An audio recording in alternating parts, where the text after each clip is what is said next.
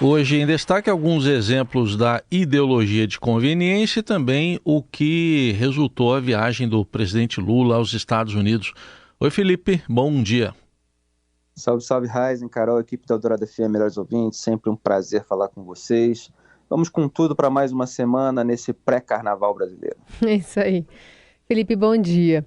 Queria que você falasse um pouquinho mais sobre a sua coluna de hoje, chamada Ideologia da Conveniência, e como alguns discursos são facilmente moldados a partir da visão de quem está no poder. Pois é, Carol, é que não falta agora, né, em meio a esses ataques do Lula contra o presidente do Banco Central, Roberto Campos Neto, quem acene ao PT com a defesa do controle social do Banco Central, de uma política monetária que incorpore a democracia, sem ficar refém do mercado especulativo com alta de juros. E eu chamei isso de variação econômica da velha defesa petista de controle social e democratização da mídia, que era também usada e ainda é para pressionar empresários da comunicação por coberturas favoráveis, além de legitimar aqueles repasses aos blogs sujos. Por que eu estava falando isso? Porque muita gente chamada de especialista oferece um discurso que é muito conveniente aos interesses políticos. E muitas vezes os interesses políticos mais mesquinhos, mais vagabundos, né, para ser assim bem franco, utilizar o português bem claro. Então, por exemplo, mesmo certas teorias acadêmicas oriundas de reflexões genuínas e debates autênticos, elas podem ser adaptadas ou desvirtuadas para atender a demandas de outra natureza. Então eu faço uma lista ali, o garantismo, né, tudo entre aspas, com frequência atende e encobre o desejo de impunidade de autores de crimes de corrupção, lavagem de dinheiro, peculato. O desenvolvimentismo faz o mesmo com a avidez desses governantes e parlamentares por torrar dinheiro do povo sem cortar privilégios. O multilateralismo e a multipolaridade servem de muleta à aliança com potências autocráticas, como a Rússia, inclusive, a gente vai falar disso na próxima pauta. A autodeterminação dos povos virou desculpa para jamais criticar ditaduras amigas. Então o Lula, ele sempre pescou aí nesse mercado dos gurus de esquerda as ideias mais convenientes à ambição dele de controlar ou intimidar, né, que por enquanto é o que ele está fazendo com Campos Neto, instituições e demais meios de ação e influência dissimuladamente, bem como de culpar os outros por eventuais crises. Eu estava apontando aqui na semana passada que um dos motivos pelos quais existem esses ataques ao Banco Central é para você já ter uma narrativa preventiva contra o agravamento da crise econômica. Então você tem um bode expiatório ideal na figura do presidente do BC para que o PT se safe de qualquer culpa. E é mais fácil você fazer tudo isso, né, do que segurar a inflação, por exemplo, com responsabilidade fiscal, ajuste, reformas, né, que é o que o governo Lula poderia fazer.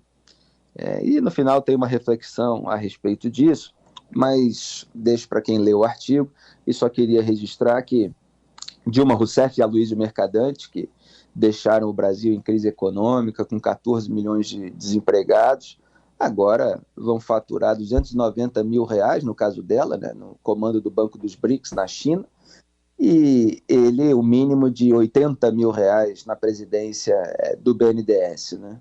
É a demeritocracia petista, mas vamos em frente.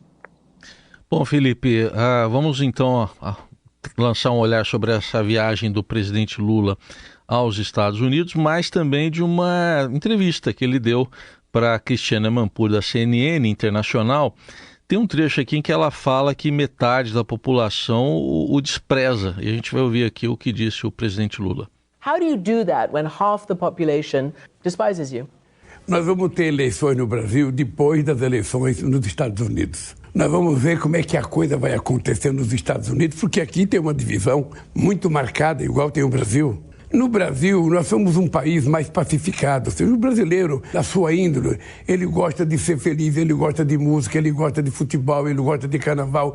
Ele não é um povo que tem a cultura, sabe, de odiar. O que aconteceu é que nós tivemos uma indústria de fake news que nós não conseguimos combater em igualdade de condições. E eu estou convencido que nem todo mundo que votou no Bolsonaro é bolsonarista. Eu estou convencido que um monte de gente que votou talvez não goste do PT, por isso talvez não goste do Lula, mas quando a gente ganha uma eleição, a gente tem que governar para todo mundo. E aí, Felipe, qual a sua avaliação?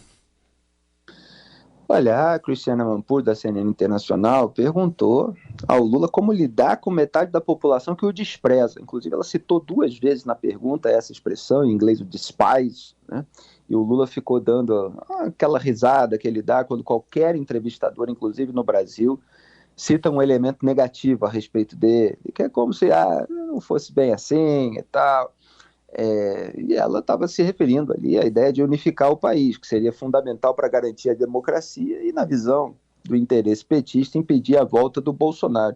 E o que o Lula fez? Ele desviou o foco desse desprezo.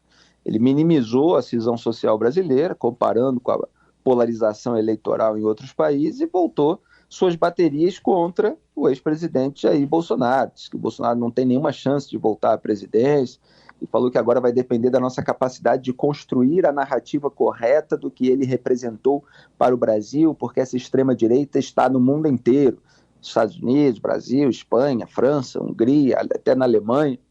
Ou seja, uma extrema-direita organizada que, se a gente não tomar cuidado, é uma atitude nazista. Quer dizer, o Lula ele desvia o foco do debate, do desprezo que metade da população sente por ele, reconhecido no exterior, portanto, uma entrevistadora americana, e volta suas baterias contra o Bolsonaro. Quer dizer, ele volta a investir no nós contra eles com rótulos hostis, né, como nazista. Ele não deveria banalizar essa palavra, banalizar o Holocausto dos judeus. É sempre ruim que essa comparação seja feita, por mais grave que sejam as atitudes, as omissões, as declarações de Jair Bolsonaro, que, aliás, ensaia aí um retorno ao Brasil em março, né? Embora esteja sendo considerado politicamente tóxico, fazendo com que até antigos aliados não mais o defendam. Agora, aliás, o Lula diz que o brasileiro não tem a cultura de odiar. Isso pode ser até verdade, né? Agora, quem estimulou essa cultura de odiar, com esse nós contra eles, esse populismo, né, que é justamente essa estratégia discursiva de dividir a sociedade, no caso dele, jogando pobres contra ricos, né, foi o próprio Lula. Isso depois foi turbinado, sim, pelo Jair Bolsonaro. Agora, os dois estimulam essa cultura de ódio. E o desprezo que parte da sociedade sente pelo Lula se deve em relação a isso também. O tempo todo ficar jogando pobres contra ricos, tem uma parte de classe média, baixa, que teme o aumento dos impostos, que detesta ter que pagar meses e meses de trabalho para o Estado sem receber serviços públicos de qualidade, e ainda vendo os políticos ficarem com boa parte desse bolo, né, em esquemas de corrupção, como aconteceu no Petrolão, por exemplo, vendo as estatais tendo que ser socorridas pelo Tesouro Nacional porque elas estão sendo mal administradas, e vendo o Lula receber milhões e milhões de reais de empreiteiras que, ó coincidência, estavam subornando agentes públicos e políticos para conseguir contratos públicos na Petrobras, ou estavam recebendo do governo do PT contrato público do BNDES para realizar obra em Cuba e Venezuela, regimes socialistas autoritários, ditaduras amigas do PT. São quase 10 milhões de reais que o Lula recebeu por meio da sua empresa, o Instituto, né, só dessas empreiteiras do Petrolão. Eu citei aqui outro dia, só da Odebrecht foram 4 milhões em doações ao Instituto, 2 milhões e 850 mil por alegadas palestras.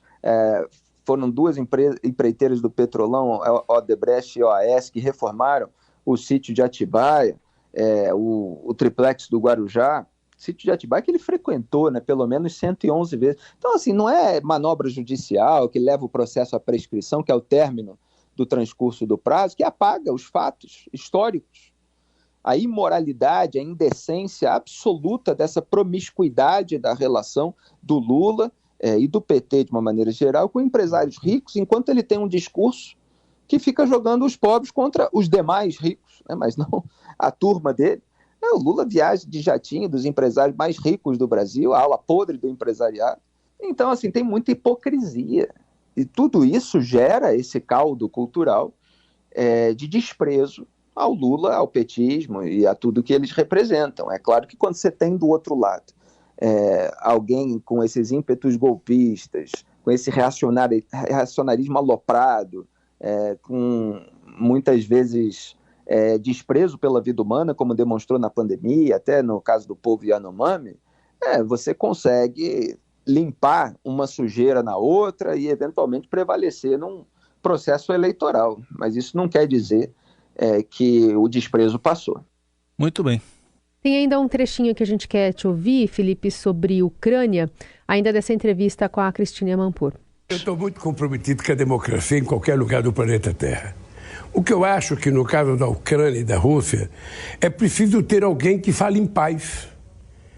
É preciso que se crie interlocutores para tentar conversar com as partes.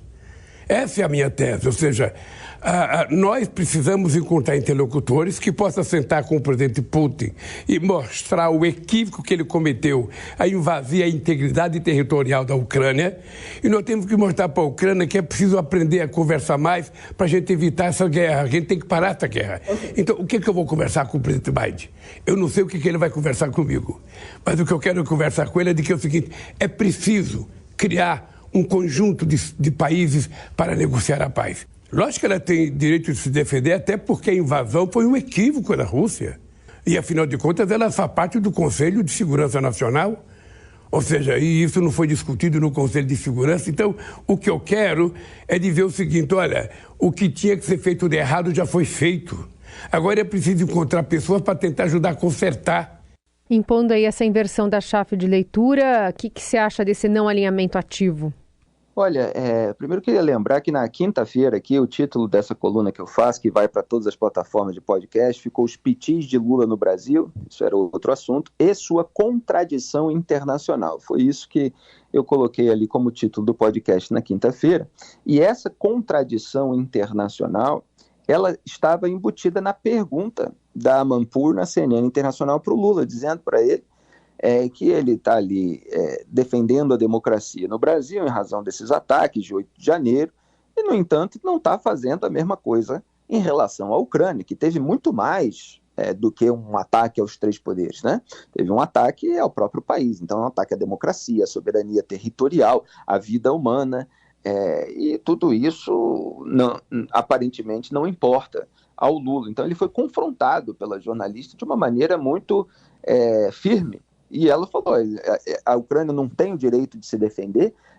Colocando-se assim uma questão para o Lula, ele foi impelido a responder, lógico que ela tem o direito de se defender. E o Lula sabe a diferença de se falar para uma jornalista séria, para uma emissora internacional, e ficar falando para claque militante ou para um público no Brasil que não se liga tanto naquilo que acontece no exterior. Então ele ficou mais pianinho, ele modulou o discurso nessa entrevista, embora tenha soltado algumas platitudes como ele costuma fazer. A condenação dele é a mais branda possível, né? Ele fala em erro, em equívoco da Rússia e posa ali de alguém que vai articular a paz, como se não tivesse ninguém interessado nisso. E como se aqueles que combatem o Putin, quer dizer, a invasão russa da Ucrânia, não estivessem lutando pela paz. Porque a Ucrânia foi invadida por um tirano autocrata que quer reconquistar o território da antiga União Soviética. Então, para você ter paz, você tem que enfrentar aquele que está cometendo um estupro internacional em termos de países. Então, ele modulou um pouquinho esse discurso para fazer uma pose ali na CNN Internacional, e depois, também no caso do encontro que ele teve logo em seguida com o Joe Biden, aquilo resultou, estou tentando puxar aqui, numa nota conjunta que também faz com que o Lula seja impelido a ficar um pouco mais alinhado com os Estados Unidos nesse ponto em que há divergência, porque os Estados Unidos condenam completamente. E aí a nota saiu de que os dois lamentaram a violação da integridade territorial da Ucrânia pela Rússia e a anexação de parte de seu território como violações flagrantes do direito internacional. Agora, se a gente pegar o que o Lula disse para a revista Time em 2022, é muito diferente disso, assim como é diferente o que ele escreveu no Twitter agora, depois desse encontro com o Biden. Então, só lembrando o trecho da Time, que ele fala que o Zelensky é tão responsável quanto Putin. Ele é tão responsável quanto Putin porque numa guerra não tem apenas um culpado. Semanas atrás, e eu comentei aqui, ele falou que se um não quer, dois não brigam. Né? Ele culpou a vítima, a Ucrânia, por ter andado de saia curta na fronteira, né? O que propiciou o estupro feito pelo Putin. E agora ele volta, aqui só para concluir, no Twitter, a dizer assim: precisamos começar um grupo de países que se organiza pela paz. Alguém tem que falar para o Putin e o Zelensky para pararem a guerra. Aí tem gente lá comentando: olha, se um vizinho invade a casa, quebra tudo, mata parte da família, você tenta se defender e expulsar o invasor, chega alguém de fora e diz: vamos parar com essa briga aí. Que história é essa? Foi até um correspondente de uma emissora de TV que acabou escrevendo isso, que era o que eu estava argumentando aqui na semana passada. Quer dizer, você vai falar para o estuprador e para a vítima: vamos parar com essa briga aí? Isso, assim, é um nível de perversidade e que é absolutamente desnecessário, até para a relação diplomática. Você teve até um embaixador, um ex-embaixador do Brasil nos Estados Unidos, o Roberto Abdenur, que deu uma entrevista à CNN também, dizendo que o Lula faz declarações ambíguas e que é possível criticar duramente as ações de um país e, paralelamente, preservar a relação e o diálogo com esse país. Mas o Lula faz isso da pior maneira possível e com esse tweet agora ele tenta voltar aqui para o público interno, né, uma amenização do discurso um pouquinho menos pior que ele fez para o exterior. Amenização quer dizer, um agravamento, né, amenização em relação àquilo que ele falava antes, né, nesse raciocínio petista. Continua muito ruim a postura do Lula e, portanto, do Brasil, apesar da postura oficial ser um pouco diferente em relação à guerra contra a Ucrânia.